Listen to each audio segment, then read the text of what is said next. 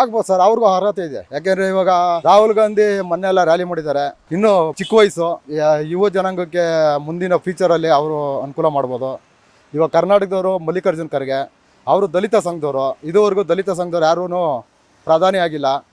ಹಂಗಾಗಿ ಅಭಿಪ್ರಾಯ ಒಳ್ಳೇದೆ. ಇವಾಗ ಹಂಗೆ ನೋಡೋಕೆ ಹೋದ್ರೆ ಅಡ್ವಾಣಿಯವ್ರು ಆಗಬೇಕಾಗಿತ್ತು ಯಾರು ಪ್ರಧಾನಿ. ಮೋದಿ ಯಾಕಾದ್ರು. ಇವಾಗ ಲಾಲ್ ಕೃಷ್ಣ ಅಡ್ವಾಣಿ ಅವಾಗ ಸಂಘಟನೆ ಮುಖಾಂತರ ಅವರು ಬಂದು ರಾಮ ಮಂದಿರ ಎಲ್ಲ ಇದು ಮಾಡಿ ಯಾತ್ರೆಗಳು ಮಾಡಿ ಎಲ್ಲ ಮಾಡಿದ್ರು. ಲಾಸ್ಟ್ಗೆ ಅವ್ರನ್ನ ಪ್ರಧಾನಿ ಮಾಡೋಕ್ಕಾಗಿಲ್ಲ. ನರೇಂದ್ರ ಮೋದಿ ಪ್ರಧಾನಿ ಆದರು. ಹಂಗೆ ಯೋಚನೆ ಮಾಡೋಂಗಿದ್ರೆ ಇವರೆಲ್ಲ ಸೋನಿಯಾ ಗಾಂಧಿನ ಹೇಳ್ಬೋದಲ್ಲ ನಾನೇ ಪ್ರಧಾನಿ ಆಗ್ತೀನಿ ಅಂತ. ಅವರೇ ಯಾಕೆ ಮಲ್ಲಿಕಾರ್ಜುನ್ ಖರ್ಗೆ ಹೇಳ್ಬೇಕು ಮತ್ತು ರಾಹುಲ್ ಗಾಂಧಿ ಹೇಳ್ಬೇಕು? ಅವರಲ್ಲಿ ಸ್ವಾರ್ಥ ಇಲ್ಲ. ಅವ್ರಿಗೇನು ಬೇಕು, ಜನಗಳು ಅನುಕೂಲವಾಗಿರಬೇಕು, ಜನ ಎಲ್ಲ ಕಷ್ಟ ಬೀಳದಂಗೆ ಆರಾಮಾಗಿರ್ಬೇಕು ಅನ್ನೋ ಮನೋಭಾವನೆ ಅವ್ರದ್ದು ಇದೆ. ಮತ್ತು ಇವಾಗ ಯೂತ್ಗಳಿಗೆ ಎಷ್ಟೋ ಜನ, ಸಾವಿರಾರು ಜನ, ಲಕ್ಷಾಂತರ ಜನ ಹುಡುಗರು ಡಿಗ್ರಿ ಡಬಲ್ ಡಿಗ್ರಿ ಮಾಡಿ ಕೆಲಸ ಇಲ್ದಿರಾ ಅವ್ರಿಗೆಲ್ಲ ಒಂದು ಸ್ವಲ್ಪ ಕೆಲಸದ ಬಗ್ಗೆ ಇದು ಮಾಡಿಕೊಟ್ರೆ ಭಾರಿ ಅನುಕೂಲ ಆಗುತ್ತೆ.